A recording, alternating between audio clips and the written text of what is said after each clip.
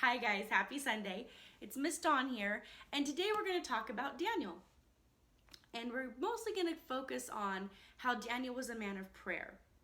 Daniel had a very interesting life, and we can't cover the whole thing in this short video, but we're going to just give an overview of his life and then talk about how prayer got him both into and out of trouble. So Daniel has a book named after him. Not many people can say that. And the beginning of Daniel in chapter 1 talks about how King Nebuchadnezzar conquered Jerusalem and besieged it, meaning there was war and King Nebuchadnezzar won. And long story short, Daniel was taken as a captive and placed in the service of the king, where he was trained in the ways of the king to be the king's advisor. And right from the beginning, Daniel wanted to do things God's way. The king's people wanted to feed them rich food, and it was against God's plan for his people to eat those things. And Daniel stood up and said no, he wouldn't do that, and he wanted to follow God. And so from a young age, Daniel, even in the situation he was in, followed God. And then eventually he begins to interpret dreams for the king.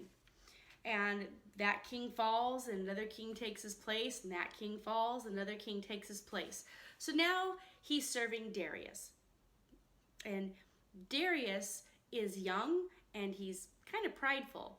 And the other advisors who were boys with Daniel and men with Daniel, now old men with Daniel, never stopped being jealous of him, and they always wanted to get him in trouble.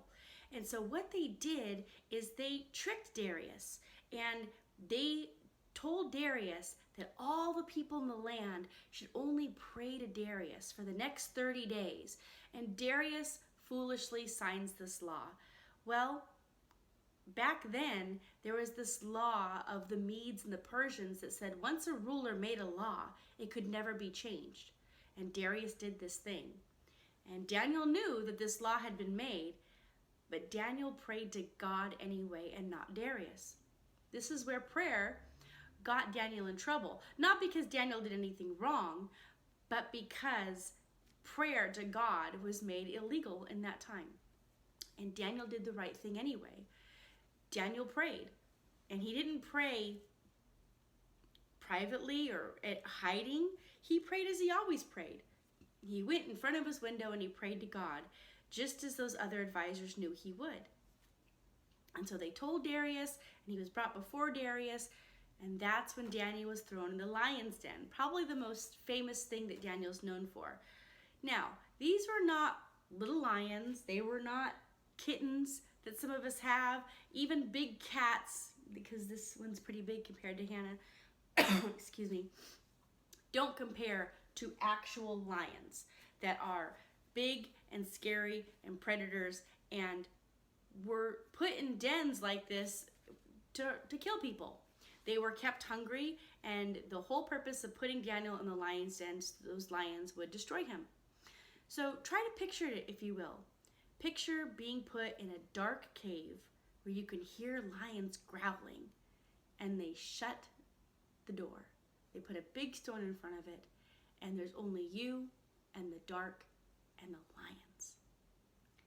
That sounds really scary to me. And I bet whoever you're sitting watching this video with, any adults in your life, if you ask them, it's probably really scary to them too. Now, Daniel had a choice. Daniel could have maybe apologized and said that he was wrong to pray, which of course he didn't because he knew he wasn't. Or he could have started crying, or he could have started running around and being crazy. But in the middle of all that, in the middle of the dark and the lions and the fear, Daniel did what Daniel had spent his whole life doing. He trusted God and he prayed. Now, I don't know how long he prayed for. I don't know what it looked like in there. The Bible doesn't tell us. The Bible does say, and let me find it here, Daniel chapter 6 talks about when Daniel's thrown in the lion's den. And Daniel was left in the lion's den overnight, a whole night. Now, I don't know about you, but I would not be doing any sleeping in a cave full of lions that want to eat me. It's not happening. No sleeping happening. Daniel was busy praying. And we know that God closed the mouth of the lions. That's all we know. What did that look like? Did God put rubber bands on their mouths or tie them up with ribbons? Or maybe the lions just went to sleep? We don't know. And we don't need to. It's okay to wonder and to ask and to kind of think about it and talk about what it might have looked like. But the fact is, we don't really know. But the important thing is the next morning, when Darius ran to the to the lion's den to see what had happened to Daniel, Daniel was unharmed. And the stone was rolled away, and Daniel walked out without a scratch because he prayed and because God honored his request. I don't know about you, but I think it is awesome to have a God who made the entire universe and will still listen to me when I pray. And he will listen to you when you pray. And you know what the great thing about that is? There is nothing that is too big or too small to pray about and to talk to God about. He's always there for you. Doesn't matter if it's in the middle of the night and you've had a bad dream, or if it's in the middle of the day and you can't find your favorite toy, or maybe you know someone who's sick and you want them to get better. We don't always get what we ask for the way Daniel did, but God always hears us and God knows what's best for us. And so, the next time something bothers you, pray about it. Think about Daniel. Maybe ask your mom or your dad or your grandmother to read the entire book of Daniel to you, a little bit here and a little bit there. Okay? And remember that if Daniel can face the big scary lions and pray, you can face what's coming to you in your life and you can pray too. Hi guys, welcome back. And today, because we learned all about Daniel and the lion's den and prayer, we're going to make a prayer chain. And in the description down below, there's a link to a printable where it's an outline for your prayer chain. It looks like this. If you don't have the link or you can't print it out, that's okay. I will show you how to make it without it. But either way, you're going to need paper. If you're using the printable, make sure the paper has the printable on it. You're also going to need some scissors. Okay, and of course, things to decorate our craft, so like markers. It's a lot more violent than I was expecting. Or stickers, which I don't have. You're also going to need a way to hang your prayer chain up. So probably should ask your parents first how you can hang it up with tape or a paper clip, or if you already have some string.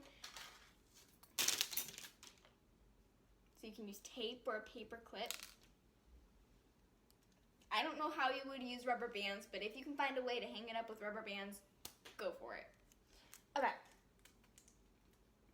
So then what you do is just follow the outline and cut them out. It's really simple. If you don't have the printable, it's really easy. Just get a sheet of paper, okay, and just pick a shape. It can be a heart or a star, a rectangle, a circle. I'm gonna go with a square. So you just make your shape however big you want your chain, okay? And then you're gonna make kind of like a reverse triangle, so something like this, okay? And in the center here, you need a place to cut out, so I'm just gonna kind of make a T in the center that we're gonna cut out. And then you just follow your own little outline, okay? So once you've cut it all out, you can pick one shape, you can do a bunch of shapes, it's really up to you. So once you've cut that all out, we're going to actually finally make our prayer chain. So again, you're gonna need dots. I have a square, a star,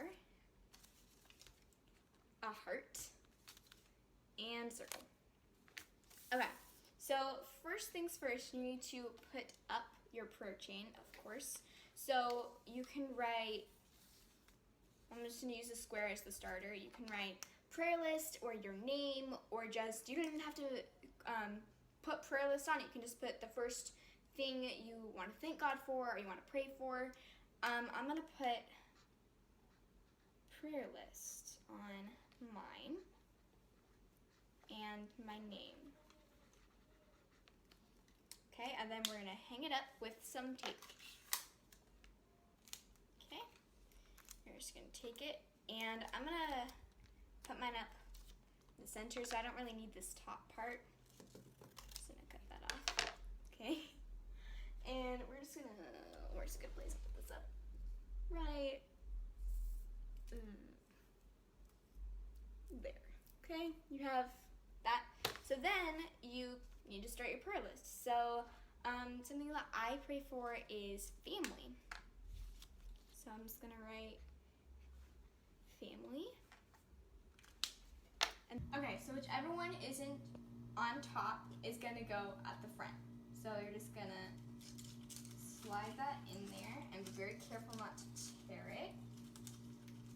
Okay, and then twist it like that. Hi guys!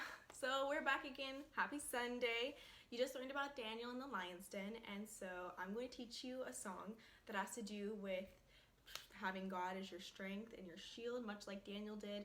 Like, you know the story, okay? So Daniel literally puts his entire life on the line just so he can continue praising and worshiping God, because he knows God will protect him. And so God is our shield and he is our strength, because he gave Daniel the passion to do that. And we will always pray, no matter what anybody says, anybody tells us, oh, that's weird, or why are you praying to something that you can't see. Like, we're always going to talk to God, and God's always going to be there for us. And this song is all about our faith and trust and how God is always there for us. Hey, that rhymed. Okay, so I'm just going to start teaching you, okay? So we're going to put our arm out. We're going to go, God is our rock, sword, and shield, okay? We're going to spin our arms around. Wheel in the middle of the wheel, lily of the valley, the bright and morning star. Makes no difference what you say, I'll get on my knees and pray. I will pray until the day that Jesus comes. Those are the words, okay? Now we're gonna cut over to, I'm gonna do this with my siblings, because we all know the song, and we're gonna cut to us doing it for you so you can see exactly how the tune works.